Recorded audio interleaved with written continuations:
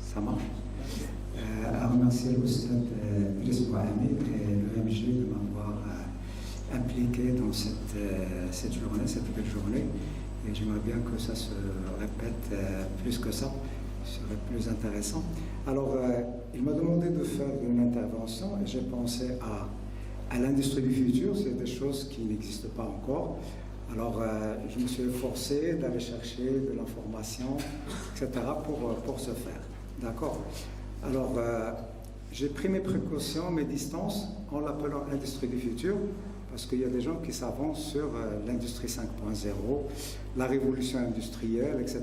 Mais il y a encore débat, comme c'est encore nouveau. Donc, malgré qu'à l'intérieur, je veux peut-être naviguer entre les deux. Donc, un plan de présentation, c'est quoi l'industrie du futur, l'évolution de l'industrie de 1, bon, ça a été présenté un petit peu de la révolution 1 à la révolution 4 et puis 5. Je vais donner quelques exemples d'utilisation, des exemples d'utilisation de l'intelligence artificielle, etc., de l'Internet des objets, qu'on appelle aujourd'hui l'Internet de tout. Et puis, je vais parler des caractéristiques de cette industrie, ses avantages, aussi des exemples, et puis l'importance qu'a la production, la manufacture à l'intérieur de l'économie mondiale et pourquoi on s'intéresse davantage. Et on a commencé par ça, toujours. Et puis, je vais présenter des études de cas sur les modèles de maturité et les modèles de référence appliqués à ce domaine. Donc, déjà, je vais essayer d'introduire c'est quoi cette industrie d'après la littérature, bien sûr. Donc, l'industrie du futur, c'est un concept qui désigne une transformation majeure de l'industrie manufacturière. Donc là, ici, toutes les lectures que j'ai faites, on parle de transformation, d'accord? C'est-à-dire on va évoluer vers quelque chose de nouveau. Alors, cette transformation est évidemment motivée par l'évolution des technologies numériques, comme l'intelligence artificielle, l'Internet des objets, la robotique, l'automatisation, etc. Donc, la transformation, elle est là, on est forcé de la faire. Aussi, on a parlé d'usines intelligentes capables de produire des biens de manière plus efficace, plus flexible et plus durable. Et tout ceci grâce à ces nouvelles technologies innovantes, etc. Alors, ces usines du futur sont conçues pour être capables de s'adapter au changement de la demande du marché et pour produire une grande variété de produits en petite quantité. Donc, c'est-à-dire que ça se faisait déjà, mais on va aller de plus en plus vers des choses plus pointues, plus précises, etc. Alors, l'industrie du futur utilise des technologies comme l'impression 3D, la réalité augmentée, bon, ça a été largement commenté tout à l'heure, la réalité virtuelle, la simulation dynamique qu'on appelle les jumeaux numériques, pour améliorer la productivité, la qualité et la sécurité dans les usines. Et déjà ici, vous voyez en filigrane ce que j'ai présenté au début, qu'on veut une industrie du futur qui est centrée sur l'humain, résiliente et durable. D'accord? Bon, elle va utiliser l'analyse des données pour surveiller les machines et processus. C'est des choses qui existent en partie, mais on va essayer d'aller un peu plus loin, détecter les problèmes potentiels et permettre la maintenance prédictive.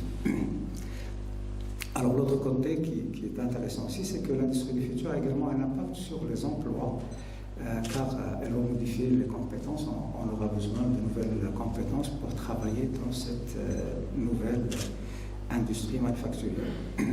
Alors, les travailleurs doivent être en mesure de travailler en étroite collaboration avec les technologies numériques et de s'adapter à des environnements de travail plus automatisés tout en assurant le bien-être des travailleurs. Donc, le défi, c'est ça, c'est que dans l'industrie 4.0 et avant, on va demander aux personnes de s'adapter à l'environnement nouveau.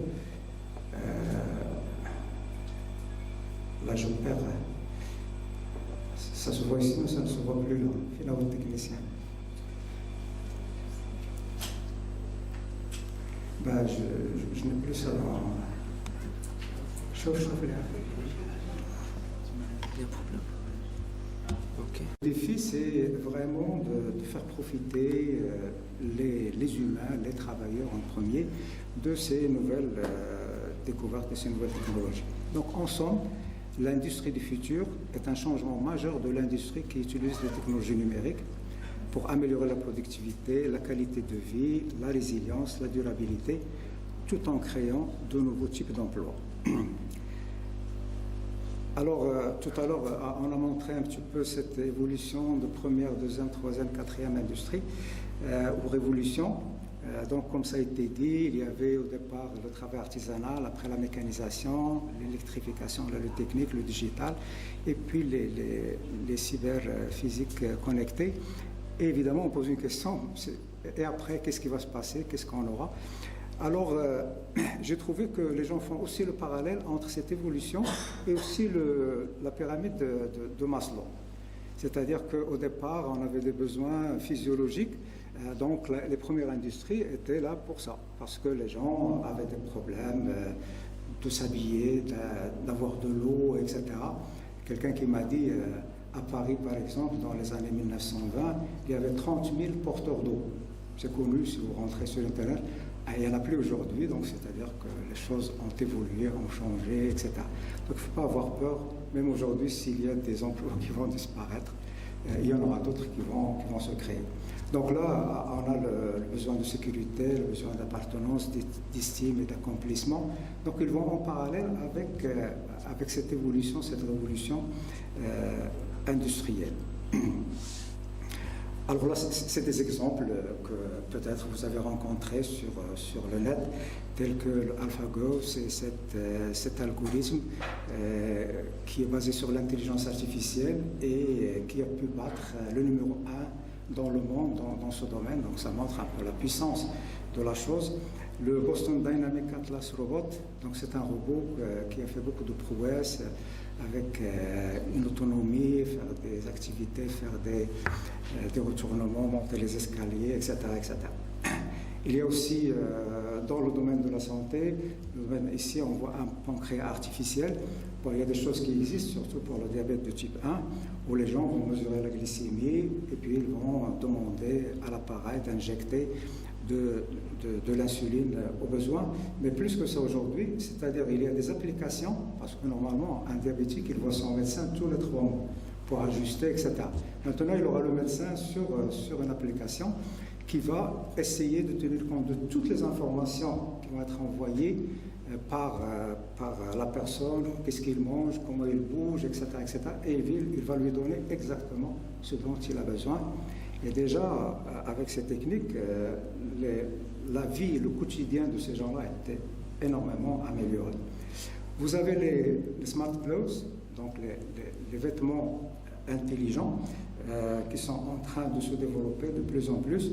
Vous allez prendre un habit. Bon, au départ, il était un peu pas très intéressant, mais avec la mode, on a essayé de faire des choses plus attrayantes, plus élégantes, mais qui est capable de capter de l'information concernant votre corps, votre pression, votre ceci, votre cela, et peut-être donner des alertes ou autres. Et aussi, sur le plan de mode, vous avez des habits qui changent de couleur en fonction, c'est comme des caméléons. Donc l'avenir est très prometteur. Et puis vous avez le chat GPT, ce logiciel qui est en train de terrasser Google et qui va prendre sa place dans l'avenir. Ici vous avez la photo, je ne sais pas si dernièrement on en parle, la jeune fille à la perle, c'est une œuvre, ce tableau, qui est l'équivalent de la Joconde en termes de notoriété et qui a été repris par l'intelligence artificielle. Donc on est allé dans le détail de ce tableau et on a reproduit ça par l'intelligence artificielle. Alors le hic, il a été exposé, il est toujours exposé au musée de La Haye, mais il y a une polémique, une controverse autour de ça. C'est-à-dire, est-ce qu'il est judicieux d'utiliser l'intelligence artificielle dans ce domaine? Quelles limites on peut lui donner? Quelle est la place de l'artiste, de l'auteur, etc. Donc il y a un débat autour de ça. Et c'est le débat de l'industrie du futur. Comment ça va devenir? Alors ici, quelques exemples. Je ne vais pas m'attarder pour respecter le temps. Je vais donner tout à l'heure, on a parlé de la personnalisation de masse. Mais il y a aussi l'ultra-personnalisation. C'est la chose vers laquelle on va tendre. On donne des exemples. Par exemple, ici, là, pour les vêtements, nous avons une personnalisation de masse dans le sens, si vous voulez des souliers, vous avez des intervalles de souliers, puis vous pouvez choisir, vous avez différentes couleurs, mais c'est des choses qui vous sont imposées quelque part. Alors que dans l'ultra-personnalisation, c'est vraiment des vêtements qui sont produits à la demande de la personne et qui peuvent s'adapter à la morphologie du client, qui sont basés sur un scan corporel, tout ce que vous voulez. Alors, bon, il y a plein d'exemples, je ne vais pas m'arrêter beaucoup là-dedans. Je prends celui du téléphone. Quand vous avez votre téléphone, vous allez opter pour une formule. Moi, j'ai toujours des problèmes avec ça. Il vous donne un nombre d'heures et puis une quantité de gigas pour la communication Internet. Puis, il y a des mois où vous en avez plus. Vous en avez besoin de plus. Des mois où vous en avez besoin de moins. Vous changez de formule, etc. Donc, vous voyez, c'est une personnalisation. On vous donne un menu, mais ce n'est pas suffisant. Ce que j'aurais aimé, c'est qu'on me donne quelque chose qui me convient à moi. Quand je suis en vacances, peut-être que je n'ai pas besoin de trop parler au téléphone, etc., etc. Donc, vous voyez la différence entre la personnalisation de masse et l'ultra-personnalisation de masse. Et là, bon, il y a des exemples. Je ne vais pas tout citer. Dans les cosmétiques, dans l'électronique grand public, dans la médecine, les produits pharmaceutiques, dans l'automobile, etc., etc. Après, ce que j'ai aimé vous partager avec vous, c'est un petit peu l'intérêt de cette industrie actuelle et du futur, c'est ce qu'elle nous apporte. Alors, par exemple, ici, on parle d'une société agroalimentaire qui emploie un système de vision artificielle et qu'il fait passer 80 000 bouteilles par heure avec un taux de précision de 99,99 qu'aucun être humain ne peut faire en quelque sorte. Donc, vous voyez, c'est des choses qui sont phénoménales. Encore dans l'industrie des procédés chimiques et continus, ici je prends l'exemple au Maroc de l'industrie des phosphates, c'est des gens qui ont installé des capteurs partout qui relèvent l'information, qui vont la traiter pour enregistrer s'il y a des anomalies de comportement, détecter les dérives, faire de la maintenance prédictive, etc., etc. Donc c'est des choses qui sont déjà là. Alors, par exemple, Siemens ici, on parle qu'elle a réussi à automatiser 75% de sa production, mais les employés, il les a gardés. Donc c'est ça ce qui est important. Les 1500 employés de l'entreprise maintenant s'occupent d'exploiter les logiciels, de faire de la supervision, etc.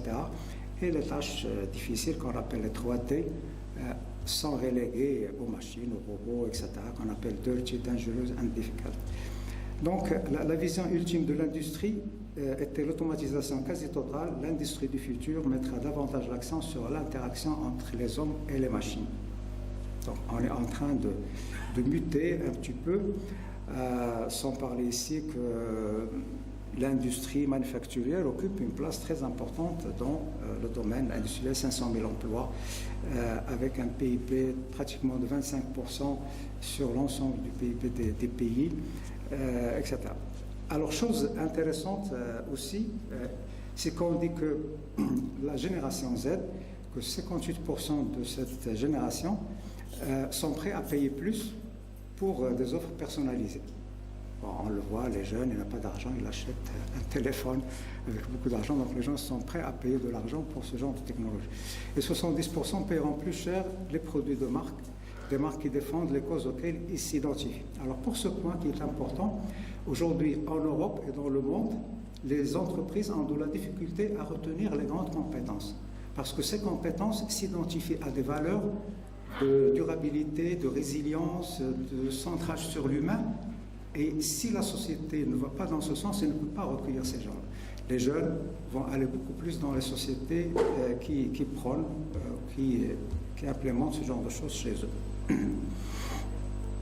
Alors, à titre d'exemple, pour montrer un peu la montée en puissance de ce genre de société, si vous prenez en 2009, seul Microsoft était parmi les top 10 des entreprises cotées en bourse, alors qu'en 2019, l'ensemble des top 5 sont des industries, sont des entreprises comme Microsoft, Amazon, Apple, Alphabet, et Facebook, etc. Donc vous voyez que le monde change complètement. Donc ça, c'est à l'échelle internationale. Le Maroc n'est pas en laisse. Donc le Maroc aussi, il est en train de travailler là-dessus. Ça, j'ai pris quelque chose sur Internet qui date, je crois, d'un an ou deux, où l'ex-ministre de l'Industrie parlait justement de cette industrie 4.0.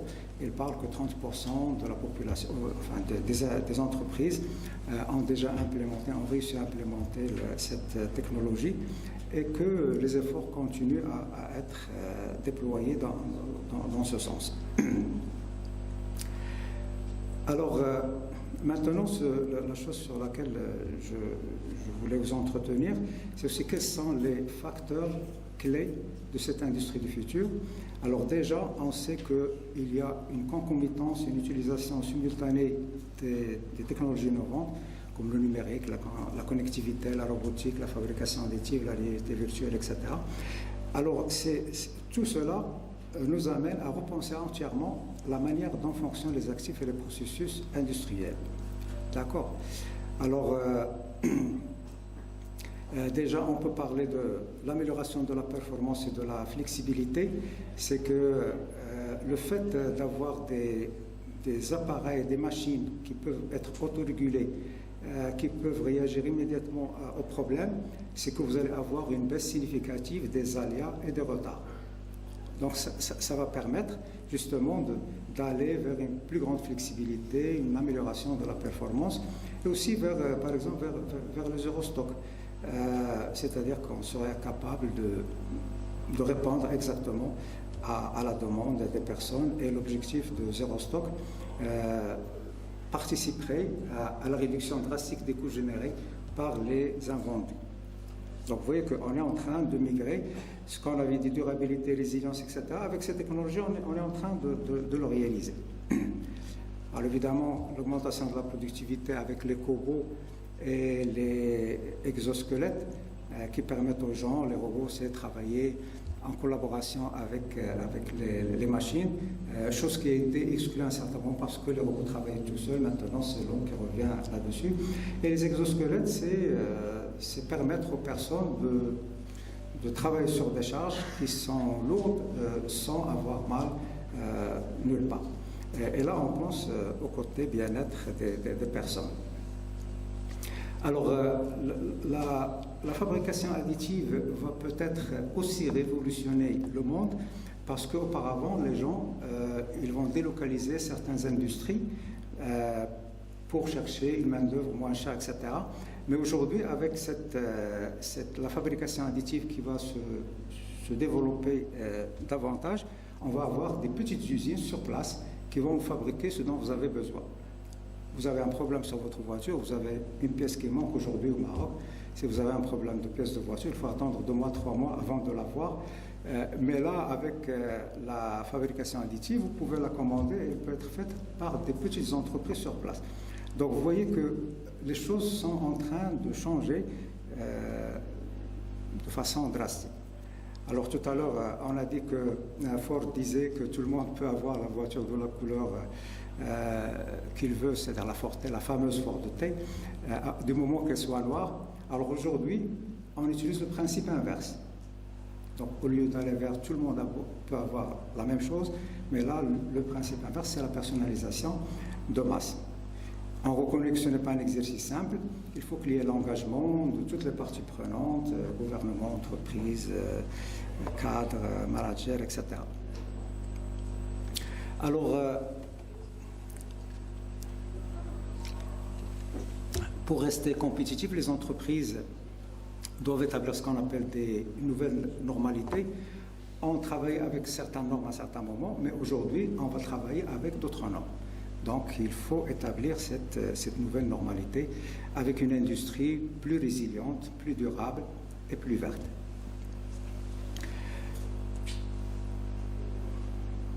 Alors, la vision de l'industrie 5.0, de l'industrie du futur, a le devoir d'atteindre des objectifs sociétaux au-delà de l'emploi et de la croissance pour devenir un fournisseur résilient de prospérité en faisant en sorte que la production respecte les limites de notre planète et en plaçant le bien-être du travailleur de l'industrie au centre du processus de production. Donc, l'industrie 5.0, c'est quelque chose qui va compléter l'industrie 4.0 en faisant en sorte que la recherche, l'innovation, ce qui va intéresser les étudiants, c'est la transition vers une industrie durable, centrée sur l'humain et résiliente. Et aussi, sur le plan du concept, il faut passer l'attention de la seule valeur actionnaire à la valeur des parties prenantes. Auparavant, les gens, ils travaillaient en ayant à l'esprit l'actionnaire, les dividendes, etc., les revenus. Mais aujourd'hui, on dit ça ne peut pas marcher, on ne peut pas aller très loin avec ça. D'ailleurs, les Européens, quand ils ont entrepris, entre autres, les réflexions sur l'industrie 5.0, ils ont remarqué qu'ils vont droit vers le mur et se sont rappelés ce qui est arrivé dans les années 1920 avec l'industrie 1.0, 2.0. À un certain moment, il y avait beaucoup de chômage, il y avait des grèves, il y avait des protestations, il y avait la naissance du communisme, etc. Il y avait plein de choses dans ce temps-là et aujourd'hui, ils ont peur que ça se répète. Avec cette industrialisation poussée, etc. On dit, basta, attendez, on va peut-être réintégrer la durabilité. Bon, déjà, la résilience, grâce à la pandémie, on a dit qu'il faut être résilient. La durabilité, on sait que notre planète a des ressources limitées, puis les besoins sont grands. Et aussi, réintégrer, c'est tout ce qu'on va faire, il faut l'intégrer autour de l'être humain. Tout ça, c'est des choses que l'on voit. Moi, j'achète un téléphone. Mon enfant achète un téléphone, mes parents achètent un téléphone, et puis c'est le même téléphone. Alors que moi, j'ai des besoins, l'enfant, il a des besoins, etc. Donc vous voyez que ce n'est pas centré sur moi, c'est centré sur la technologie. À chaque fois que vous voyez des publicités, c'est telle technologie, telle chose, mais jamais l'être humain n'est présent. Donc aujourd'hui, dans l'avenir, on va faire un virage pour aller vers ce genre de choses. Alors donc, pour résumer, il y a 3 piliers de l'industrie 5.0 qui se dégage. Le premier, les gens sont au centre du processus et de la prise de décision, pas que le simple rouage d'une vaste machine. C'est-à-dire que l'être humain n'est pas seulement un élément d'un tout, mais c'est lui qui est au centre de tout. La durabilité, de nouvelles compétences pour les travailleurs et des processus circulaires pour laisser un meilleur monde aux générations futures, et la capacité d'adaptation, la résilience, pouvoir rapidement changer sans fusil d'épaule pour garder une longueur d'avance et s'adapter aux changements du marché. Alors, j'allais vous présenter deux recherches parce que nous, en tant que chercheurs, quelle est notre position dans tout ça? Alors, je suis allé voir un peu les chercheurs, qu'est-ce qu'ils font là-dedans. J'ai sélectionné 2 articles, je vais parler brièvement, 2 articles qui eux-mêmes se basent sur un long ensemble d'articles, je crois, quelque chose comme 300 articles qu'ils ont tamisés selon des méthodes bien connues, avec des experts pour nous dégager des choses qui sont intéressantes. Alors le premier article, c'est ça, comment implémenter l'industrie 5.0. Donc là, il s'agit des matrices de maturité, des modèles de maturité. Alors c'est quoi? C'est que si vous voulez implémenter l'industrie 5.0, à partir de ce qui existe, il faut savoir l'état des lieux, l'état actuel. Et les modèles de maturité sont là pour nous aider à faire ça. D'accord? Et à partir de ce constat, vous allez avoir une feuille de route pour faire des choses plus tard. D'accord? Donc il est essentiel de passer par les modèles de maturité. Alors les auteurs, qu'est-ce qu'ils ont fait? Ils ont dit... ils sont allés voir un peu les différents modèles de maturité qui existent. Ils ont dit, est-ce que ces modèles de maturité peuvent nous donner l'état des lieux pour l'implémentation de l'industrie 5.0? Donc ils sont allés chercher un peu partout. Donc ils ont cherché la durabilité, ils ont cherché le facteur humain, ils ont cherché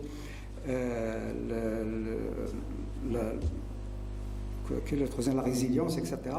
Et ainsi de suite. Donc il y avait un travail colossal derrière ça. Alors, déjà pour vous dire, les modèles de maturité, ils se basent sur des dimensions, donc il y a un ensemble de dimensions.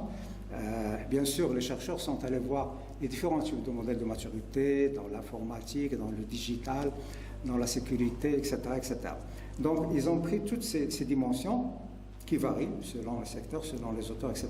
Et puis, il y a une échelle de maturité qui va de l'initial jusqu'à l'optimiser, etc. Donc, il s'agit d'aller voir dans une entreprise, à travers les dimensions que vous avez retenues, quel est son niveau de maturité. D'accord? Donc là, on a pris quelques dimensions, les éléments de l'industrie 5.0, des éléments qui sont centrés sur l'être humain ou la résilience ou la durabilité. Alors ici, comme j'ai dit, les chercheurs, ils sont allés voir un peu dans la littérature les différents critères, les différentes dimensions qu'il faut questionner pour voir quel est le niveau de maturité de l'industrie concernée. Alors, c'est quelque chose que notre équipe, l'équipe à laquelle j'appartiens, à l'école Mohammedia, ils ont travaillé là-dessus. Là, c'est quelque chose qui a été développé par des doctorants chez nous, qui ont travaillé sur le niveau de maturité de l'introduction du facteur humain, par exemple, chez l'ONCF. Et une fois qu'on a trouvé la maturité, après, il faut passer au niveau suivant. Alors, il y avait un deuxième travail, que vous avez un excellent travail, qui a travaillé sur le readiness for change. Quelle est la capacité des gens à changer, à évoluer vers d'autres. Donc, il y avait un ensemble de questions. Là, vous voyez les dimensions. Et après, bon, il y a les questions pour être à un niveau déterminé. Cet article a posé deux questions de recherche. Les modèles de maturité existants pour l'évaluation de l'industrie 4.0 sont-ils également adaptés au processus de transformation numérique de l'industrie 5.0, en particulier pour les PME? Donc là, ils ont posé la question, il y a des modèles de maturité 4.0, mais est-ce qu'on peut s'appuyer là-dessus pour faire des modèles de maturité 5.0? Et puis la deuxième question, les modèles de maturité existants pour l'industrie 4.0 peuvent-ils être adaptés aux exigences et l'âge? C'est-à-dire essayer de tenir compte de l'ensemble des dimensions qui nous intéressent. Donc, ils ont fait du travail et bon, ils ont trouvé un ensemble de réponses. Alors, déjà, un modèle de maturité, il peut répondre à trois objectifs. Soit il est descriptif, c'est-à-dire vous allez décrire ce qui se passe dans l'entreprise et la placer à un certain niveau, dire que vous êtes au niveau de maturité 4, 3, etc. Il est aussi comparatif, vous pouvez vous comparer aux autres entreprises, et aussi il est prescriptif, c'est-à-dire que vous allez, une fois que vous avez trouvé dans quel niveau vous êtes, vous allez au niveau suivant. Donc il peut être aussi prescriptif. Alors ça, c'est les dimensions, stratégie et gestion, culture d'entreprise, organisation de processus, etc. Donc il y en a 9. Ils ont recensé qu'il y avait 9 dimensions à travers leur recherche bibliographique qu'il faut aller voir.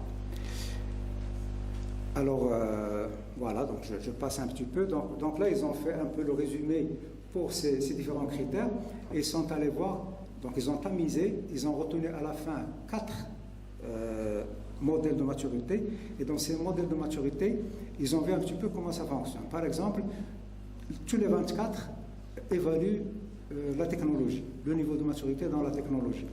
Dans la culture de l'entreprise, 16. Dans tenir compte du client, il n'y en avait que 7. Dans l'environnement de l'entreprise, il n'y avait que 5, etc. Donc, dans l'organisation de process, il y avait 22. Donc, déjà ici, on voit où sont les lacunes, quelles sont les choses sur lesquelles il faut travailler en tant que chercheur, etc. Voilà, donc je passe rapidement. Alors maintenant, ici, c'est que vous avez un modèle de maturité avec des dimensions. Vous avez trouvé le niveau de maturité, il faut avoir des plans d'action, il faut agir, qu'est-ce qu'on va faire par la suite, etc. Alors pour cela, j'ai choisi cet article. Brièvement, c'est un peu identifier comment on va implémenter cette industrie 5.0 à partir de l'industrie 4.0 qui existe. D'accord? Et donc, on va essayer de présenter ce qu'on appelle une feuille de route. Alors, je ne vais pas m'attarder. Bon, déjà ici, ils ont posé des questions de recherche. Quelles sont les composantes sous-jacentes et la valeur de durabilité de l'industrie 5.0? Donc déjà, il faut aller voir quelles sont les composantes.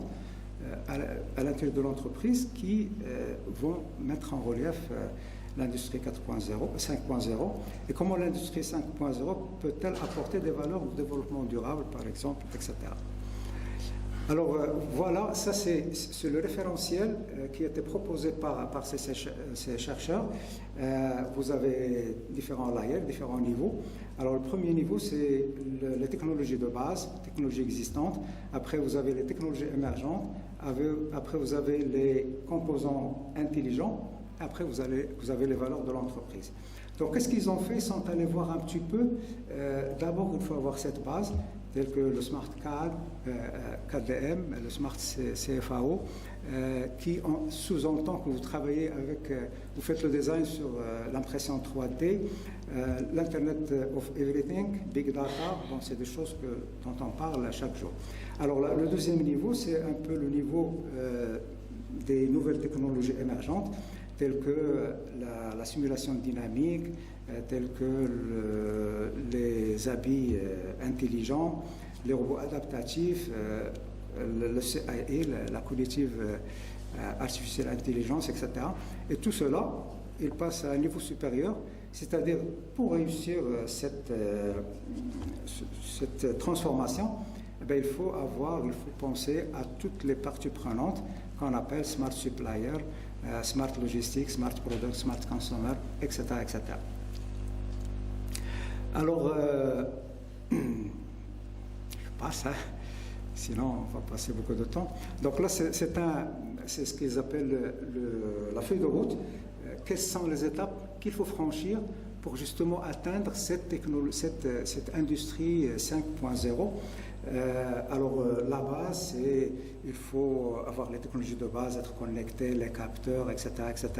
Après, l'intérêt de tout ça, c'est de communiquer en temps réel les informations précises, transparentes, tout ce que vous voulez, et vous allez monter jusqu'à ce que vous atteigniez l'adaptabilité de la supply chain, etc. Donc là, vous voyez, il y a beaucoup de travaux à faire, et puis les chercheurs sont invités à s'investir dans tout ça. D'accord. Alors, il y a aussi des schémas qui montrent un petit peu comment on peut passer, comme le fameux SATT. Alors, en conclusion, l'industrie 5.0 est une évolution passionnante de la production industrielle qui peut améliorer l'efficacité et la durabilité de la production tout en augmentant les compétences des travailleurs humains. Les gouvernements industriels, les entreprises, les chercheurs doivent travailler ensemble pour mettre en place cette nouvelle ère de production et nous assurer que nous utilisons les nouvelles technologies de manière responsable et durable. Alors, ces derniers jours, j'ai reçu de la part d'un professeur en médecine une utilisation du chat GPT. Il pose des questions cliniques, etc., et puis il y avait des réponses. Alors je me suis dit, est-ce que je peux l'essayer moi aussi pour ce séminaire? Oui. Donc j'ai utilisé le chat GPT. Enfin, je l'ai utilisé après, donc j'ai comparé. Et la première question que j'ai posée, donne-moi un speech pour l'industrie 5.0. Ah ben, il l'a fait. Mesdames, Messieurs, je suis ravi de vous parler aujourd'hui de l'industrie 5.0, la prochaine évolution de l'industrie qui combine l'automatisation avec l'intelligence artificielle pour créer une nouvelle ère de production efficace et durable. Et en conclusion, pas tarder, l'industrie 5.0 est une évolution passionnante de la production industrielle qui peut améliorer, etc. Donc vous voyez, il peut vous donner des trucs bien faits pour les professeurs. Si vous avez une audience anglophone, vous pouvez le trouver en anglais. Ladies and gentlemen, today, machin, etc. Et j'ai demandé, est-ce que vous pouvez me donner un plan de la présentation? Ben, il l'a fait. J'ai le plan de la présentation ici, avec tous les points. Qu'est-ce que l'industrie 5.0, évolution? Donc, il m'a donné tous les points. Donc, il suffit d'adapter un petit peu, etc. Et là, je suis allé chercher les gadgets dont je vous ai parlé tout à l'heure. C'est quoi l'AlphaGo? Ben, il m'a donné un texte. C'est quoi le Dynamic Atlas Robot? Il m'a donné un texte. C'est quoi le Smart Clouds? Il m'a donné un texte. Le pancréas artificiel, il m'a donné un texte. La jeune fille de la perle, il m'a donné un texte que je peux intégrer. l'ultra-personnalisation et la personnalisation de masse, il m'a donné un texte, donc je peux choisir. J'ai demandé quelques exemples d'entreprises qui ont entrepris l'industrie 5.0. Il m'en a donné un ensemble. J'ai demandé pour le Maroc, il m'en a donné. Qu'est-ce qui se passe au Maroc aujourd'hui? Donc là, vous voyez un petit peu ce qui se passe. Et à la fin, je lui dis, est-ce que tu peux me dire quelles sont les questions types que les gens peuvent me poser? Et il m'a donné la liste. Voilà. Merci pour votre attention.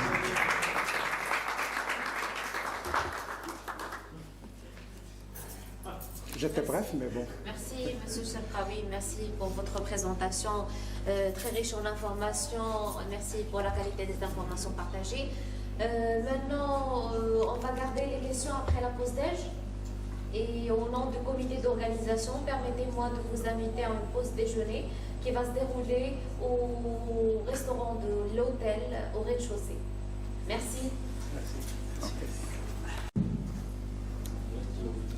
Voilà, je vais juste rappeler ce que j'avais présenté. Donc on a donné les définitions de l'industrie du futur et surtout qu'elle est basée sur le triptyque durabilité, résilience et humain, centré sur l'humain. Après, on s'est posé la question comment on va implémenter cette industrie du futur. Donc il y a des gens qui font de la recherche, donc ça c'est le rôle des chercheurs. Alors ils ont fait appel au modèle de maturité pour un peu dire où se trouve l'entreprise par rapport à tout ça. Alors la question qui s'est posée, quel modèle de maturité on va utiliser?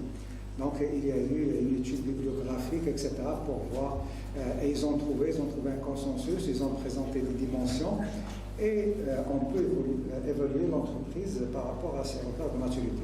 Alors, une fois qu'on a trouvé le niveau de maturité, après il faut implémenter. Donc il y a des chercheurs qui ont proposé des modèles de référence sur lesquels on peut se baser pour bâtir un petit peu cette industrie 5.0 à partir de ce que nous avons et surtout à partir de l'industrie 4.0.